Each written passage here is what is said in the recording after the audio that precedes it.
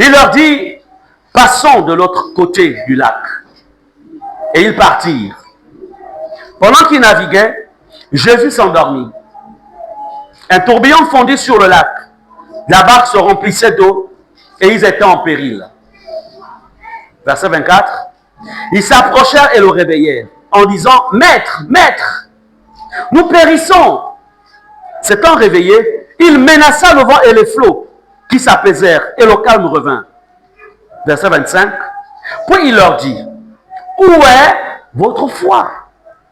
Saisis de frayeur et d'étonnement, ils se dirent les uns aux autres, quel est donc celui-ci qui commande même au vent et à l'eau, et à qui ils obéissent? Amen. Bien-aimés, nous avons ici dans ce passage, nous allons voir comment l'autorité de la foi, c'est qu'elle peut faire dans les vies. C'est qu'elle peut faire face aux circonstances, l'autorité de la foi. Et cette autorité, tu l'as. Répète, j'ai l'autorité de Christ. Donc, quand on parle de l'autorité de la foi, ce n'est pas quelque chose qui est externe à ta vie. C'est en toi. Pourquoi? Parce que tu es né de nouveau. Dès que quelqu'un est né de nouveau, il y a une dose de foi qui est déposée en chaque personne par le Saint-Esprit. Donc, tu n'es pas un homme sans foi. Tu n'es pas une femme sans foi. C'est pourquoi, dans la parole de Dieu, nous avons donc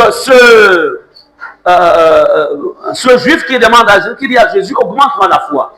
Et Jésus dit, si tu as la foi petite comme un grain de sénévé.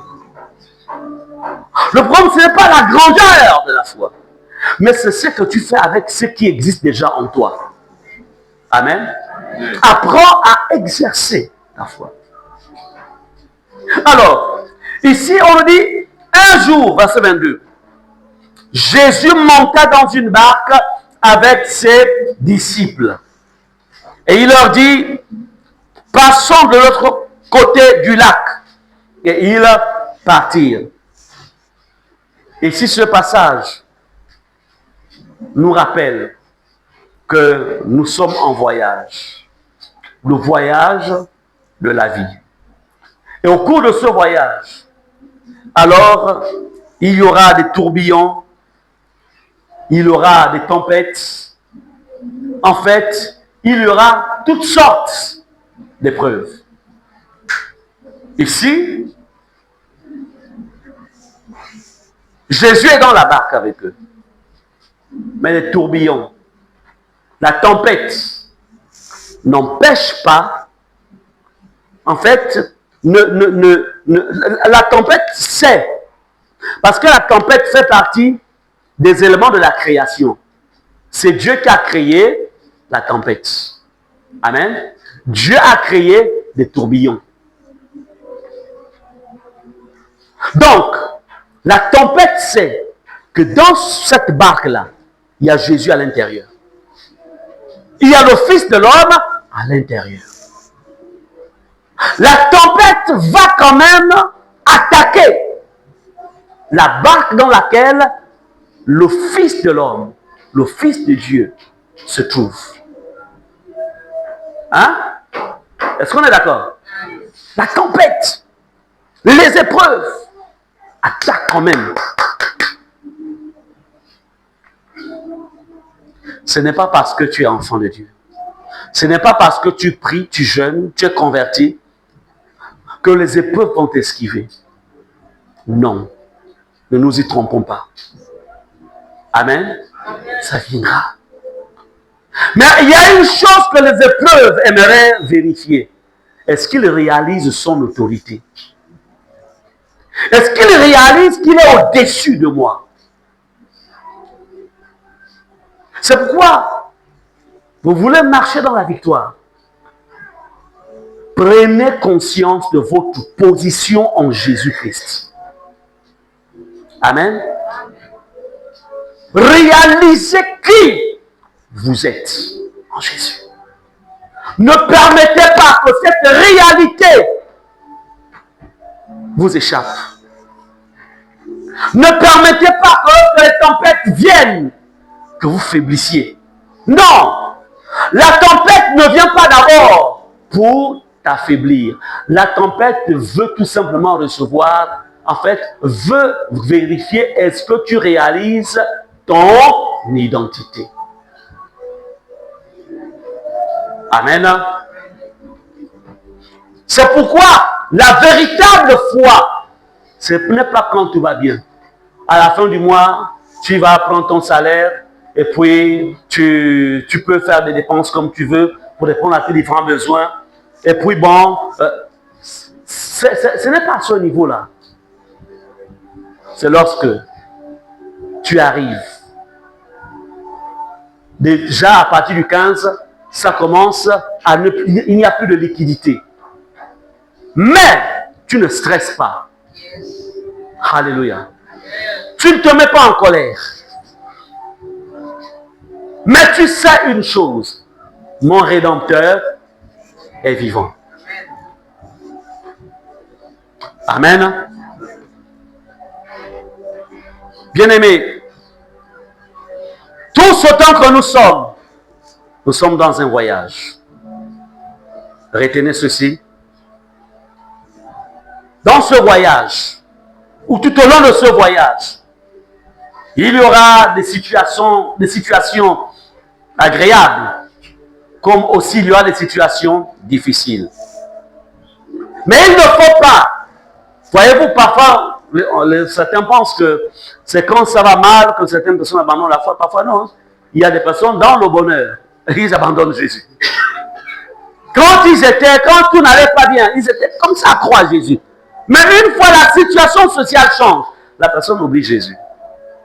Donc ce n'est ni le bonheur, ni l'épreuve qui maintient quelqu'un dans la foi.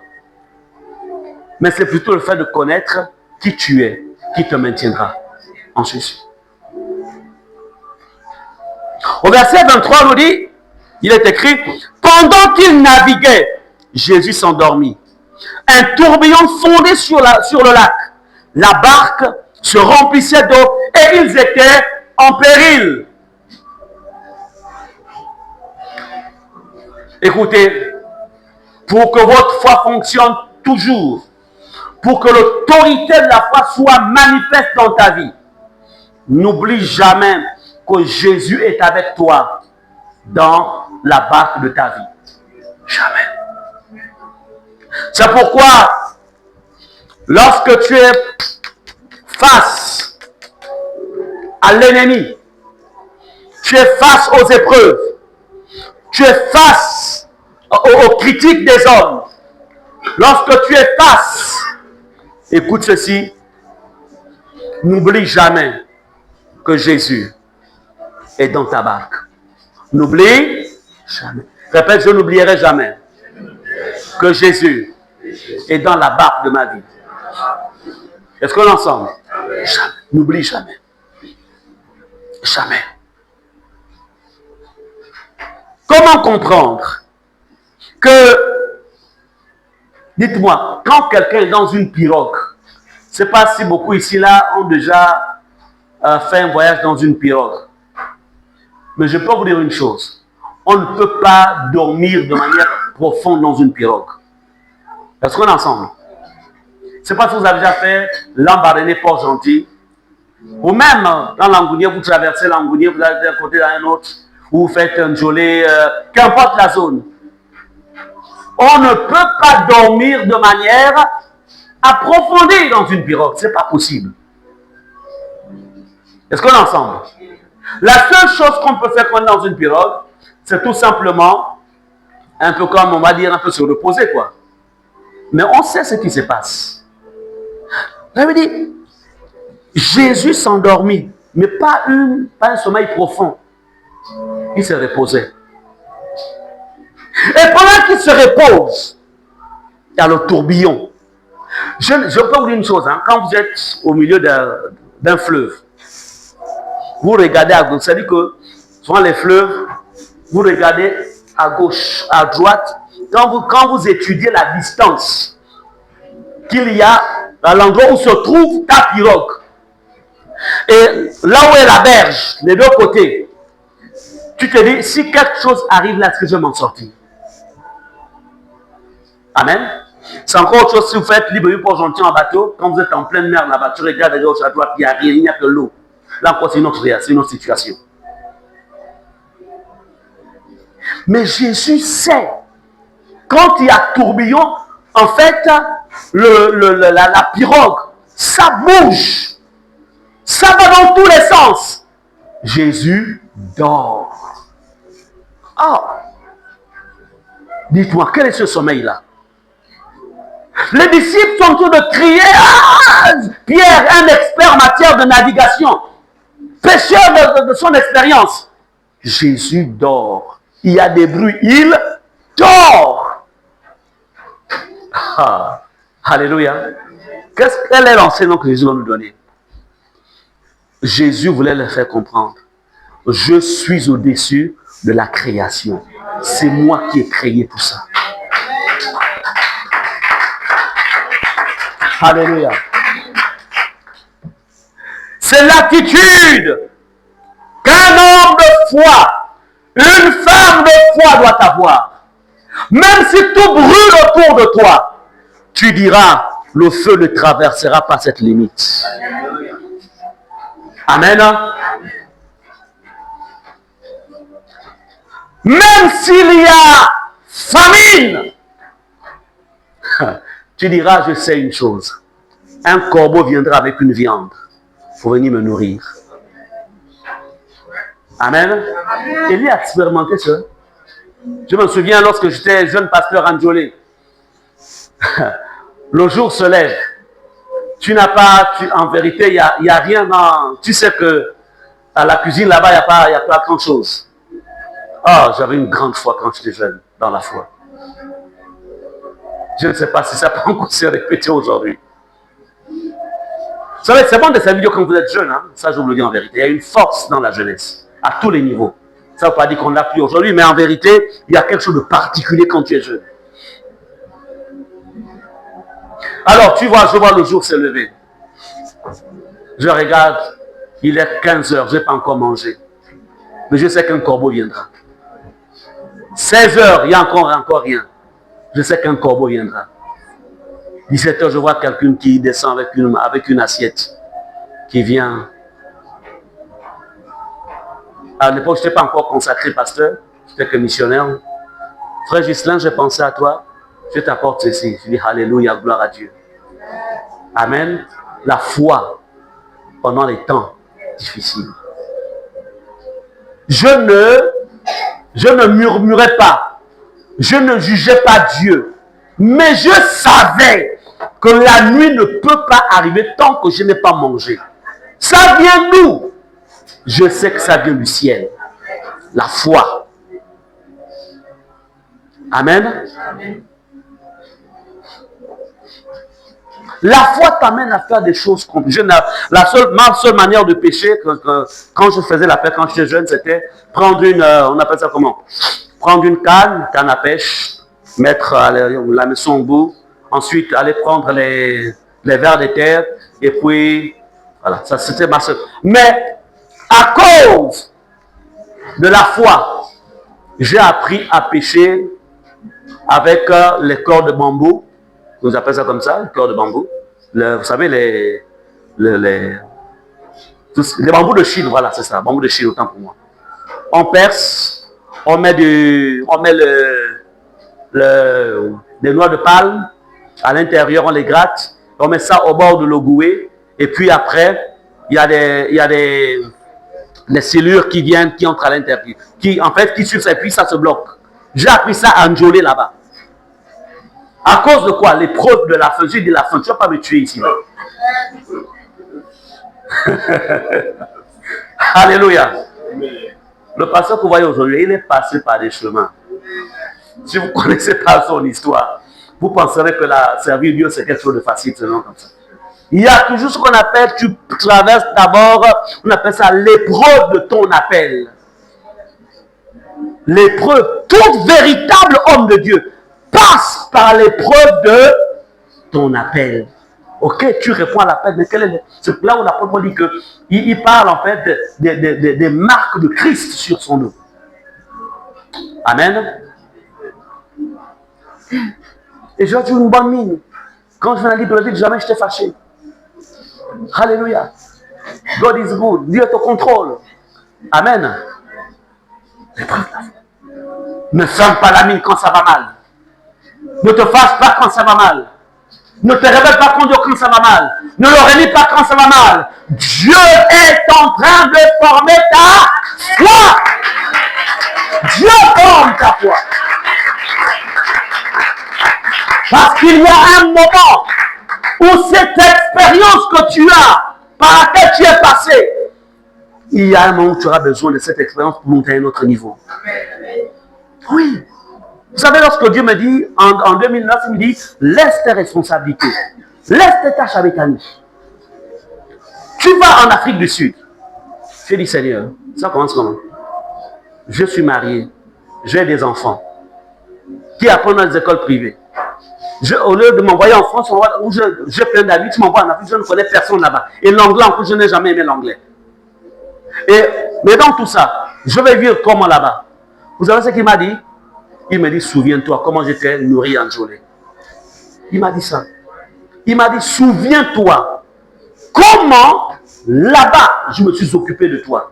Il m'a fait retracer tout. En fait, c'est vrai. Amen. C'est cette expérience-là qui me fait partir du Gabon. Pour Johannesburg, je ne connais personne. Ah, la foi. J'atterris. Je ne connais pas parler anglais.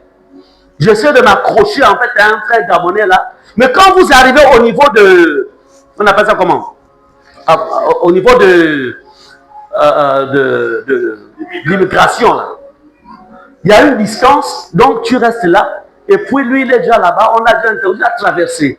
Je me suis dit, ah, je vais parler comment avec ces gens-là? Oh God, Dieu est bon. Amen. Je ne connaissais pas encore vraiment grand-chose en anglais. La foi. Et ça m'a aidé. Amen. La foi.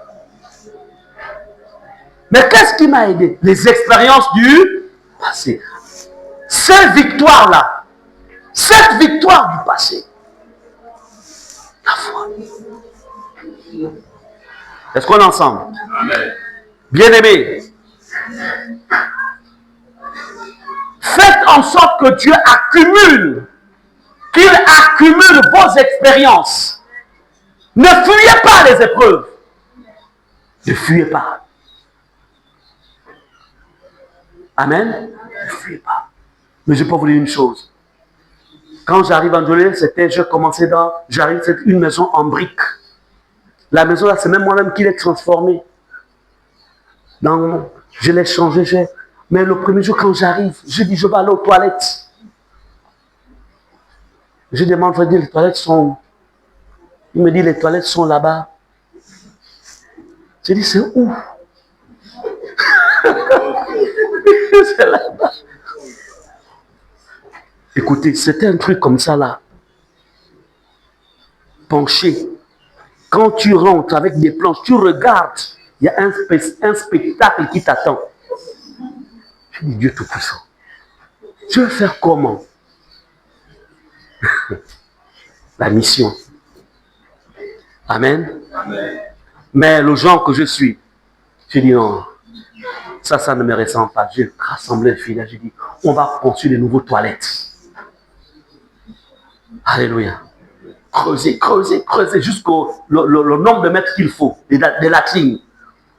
On a fait quelque chose quand même qui ressemble quand même aux hommes. Là-bas, c'était des trucs de moutons, abandonnés depuis fort longtemps. La mission. Et après cela, Dieu, il éprouve. Hein? En tout cela, je ne me plaignais jamais. Jamais. Et Dieu m'enlève de là.